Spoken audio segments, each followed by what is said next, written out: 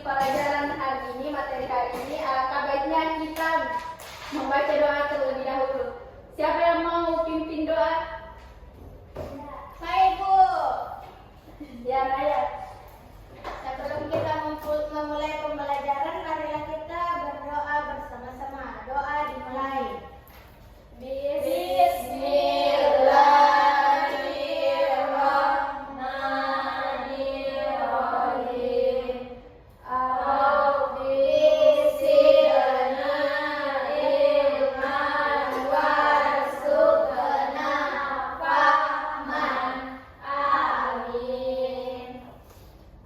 Nah, sebelum kita memasuki materi, alangkah baiknya kita menyanyikan lagu nasional terlebih dahulu.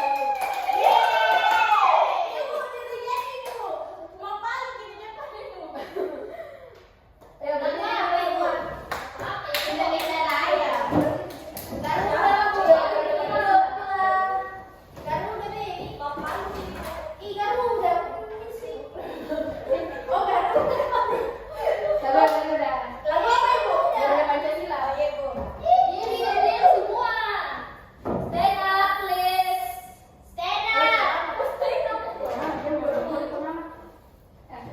Satu, dua, tiga. Garuda Pancasila, aku dapat pendukungmu. Patriot proklamasi, ceria berkorban untukmu.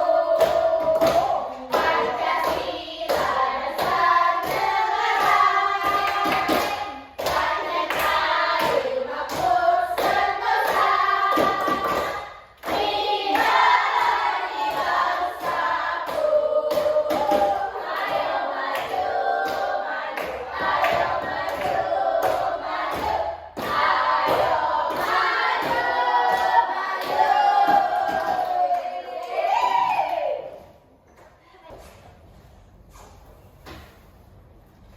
nah, di sini hadir semua tidak? Hadir, Ibu. Ya, kita cek satu-satu dulu.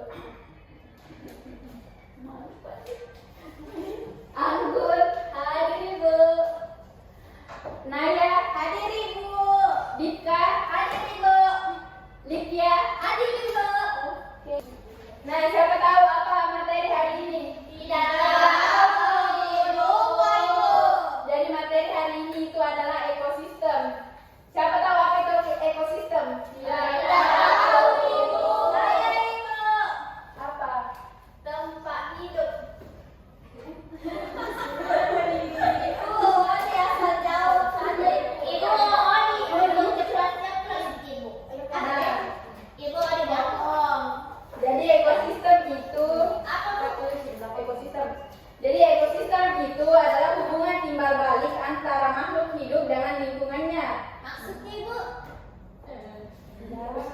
Maksudnya toh hubungan timbal balik jadi apa nih? Misalnya misalnya ikan hidup di laut, begitu ada hubungannya. Di dalam ekosistem semua komponen saling memengaruhi dan bergantung satu sama lain. Jika salah satu komponen hilang, keseimbangan ekosistem dapat terganggu. Contohnya di sawah terdapat padi, tikus, ular, burung dan manusia. Nah, padi itu menjadi makanan bagi tikus. Terus tikus itu dimakan sama ular. Ular menjaga agar jumlah tikus yang berlebih. Dan pembelajaran hari ini itu pertama, kalian itu mampu mengidentifikasi antara komponen biotik dan abiotik dalam ekosistem dan melalui pengamatan video sebentar nanti ditayangkan. Terus yang kedua itu menjelaskan bentuk hubungan antar makhluk hidup. Yang ketiga menyimpulkan pentingnya menjaga keseimbangan ekosistem.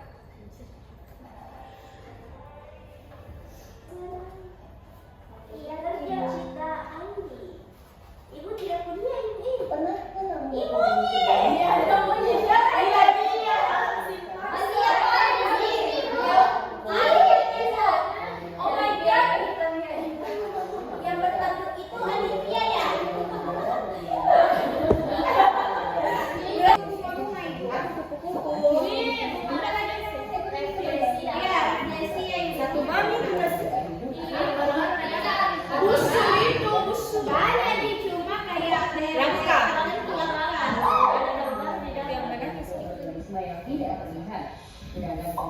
Abiotik adalah cahaya matahari, air, udara, dan udara. Dua jenis makhluk hidup di dalam ekosistem dapat saling berinteraksi satu sama lain. Dan tidak saling menjual makhluk hidup. Contohnya persaingan singa dan hina untuk memperebutkan makanan. Salah satu makhluk hidup memakan makhluk hidup yang lainnya. Contohnya singa yang memakan zebra. Simbiosis adalah interaksi yang saling membutuhkan. Contohnya interaksi bunga dan lebah. Bunga karena dibantu ganda, sedangkan lebah untung karena mendapatkan madu dari bunga. Simbiosis parasitis semua adalah interaksi yang saling terlihat.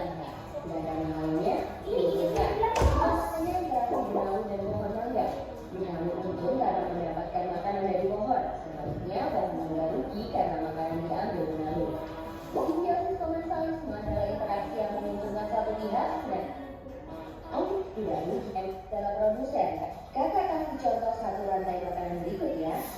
Rumput adalah produsen karena dapat membuat makanannya sendiri melalui fotosintesis. Rumput dimakan oleh belalang. Belalang adalah konsumen satu atau primer. Belalang dimakan oleh katak. Katak adalah konsumen dua atau sekunder. Katak dimakan oleh ular. Ular adalah konsumen tiga atau tersier. Ular dimakan oleh elang. Elang adalah konsumen puncak karena tidak dimakan lagi oleh hewan lain. Terakhir, sisa tumbuhan dan hewan yang mati akan diuraikan oleh pengurai atau dekomposer seperti bakteri, cacing, atau jamur. Konsumen pada rantai makanan adalah hewan herbivora, karnivora, atau omnivora. Herbivora suka makan tumbuhan, contohnya belalang dan kuda. Karnivora suka makan daging, contohnya katak dan elang. Sedangkan omnivora suka makan tumbuhan sekaligus daging, contohnya ayam dan monyet. Ekosistem bukan hanya hutan loh, ekosistem banyak sekali jenisnya. Ekosistem alami terbentuk secara alami tanpa campur tangan manusia. Contohnya hutan, sungai, dan laut. Ekosistem buatan sengaja dibuat oleh manusia. Contohnya kolam dan sawah. Ekosistem juga dikelompokkan menjadi ekosistem darat dan ekosistem air. Ekosistem darat ada banyak contohnya. 1. Ekosistem hujan tropis yang memiliki curah hujan tinggi dan lembab. Jenis yang rumput yang luas kering dan seperti tumbuh atau bunga. Ekosistem air juga banyak jenisnya. Ekosistem air tawar, bukaran, tawar, dan air aspal dijaga. Keseimbangan ekosistem dapat alam atau alam yang berdua diragam Nah, setelah kamu tahu tentang ekosistem, gimana ya biar jadi bijak? Ya, kamu bisa membantu dengan cara memelihara keseimbangan ekosistem. Mudah kok, kita bisa mulai dengan membuang sampah pada tempatnya, mendaur sampah atau menanam pohon. Kalau diminta memilih, kalian lebih suka jalan-jalan ke gunung atau ke pantai nih? Coba atau merusak tanaman.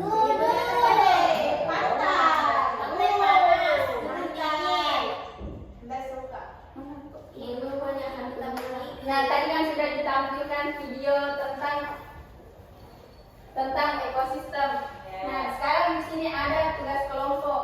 Ini ibu tidak ada kelompok Iya, tidak ada kelompoknya ibu. Ini ada tugas kelompok LKPD. Ibu di komplek itu.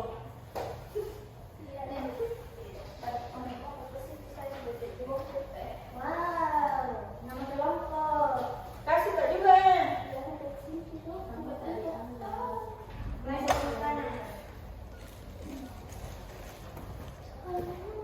Gimana saya ini? Tugas kelompok.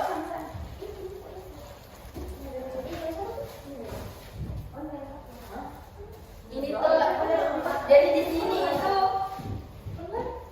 nggak tahu ini. Nah, di sini itu kan ada kotak-kotak. Terus nanti gambarnya disesuaikan di dalam kotaknya di sini. Berurutan. Ibu ikuti. Iya, ikuti. Nah, ini dulu ke bawah ibu. Tidak bilang. Tulis nih. Iya, tulis. Oh iya. Tulis saja di sini di dalamnya kotak. Kamu mau lihat? Ini bukan ini apa ini? Apa dulu ini? Padi, ular, ibu, ada tikusnya. Kesini, gimana caranya ibu? Begini, kan misalnya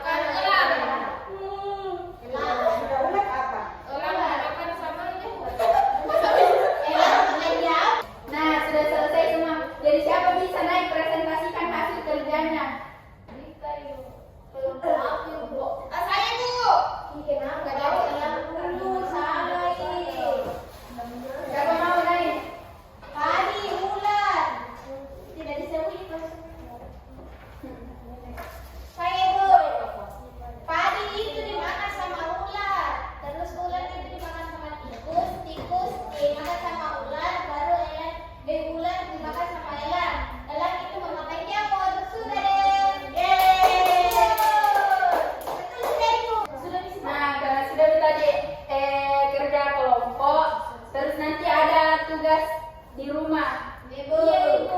Mana Ibu? Ya, di rumah.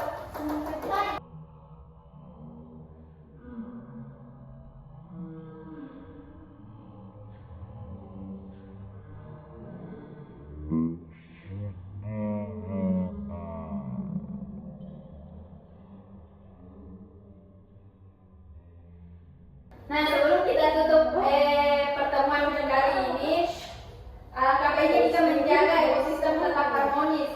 Nah, kita bisa caranya itu kita bisa menjaga ekosistem agar tetap seimbang dengan cara menanam dan merawat pohon. Nah, yang kedua itu tidak membuang sampah sembarangan. Yang ketiga itu menghemat air dan energi. Jadi diterapkan di rumahnya ya. Nah, mungkin itu saja pertemuan hari ini. Siapa bisa baca doa sebelum pulang? Ibu kenapa lihat terus?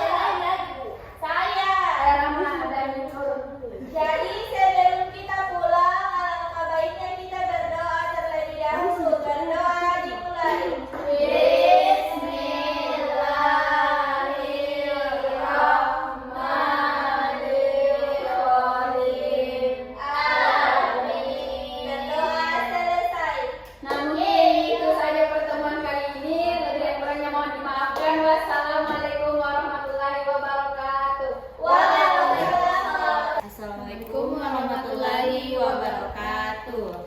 Kami dari tim pengamat akan memaparkan kekurangan selama praktek mengajar tadi. Ya. Jadi di sini yang pertama terlihat masih belum full menguasai materi. Kemudian yang kedua di bagian tahap ketiga itu tidak dilaksanakan yang menyusun jadwal itu. Ada yang dikasih waktu 10 menit. Nah terus di kegiatan penutup juga yang disuruh peserta didik menyimpulkan itu tidak ada. Hanya itu, mungkin selebihnya sudah bagus sekali.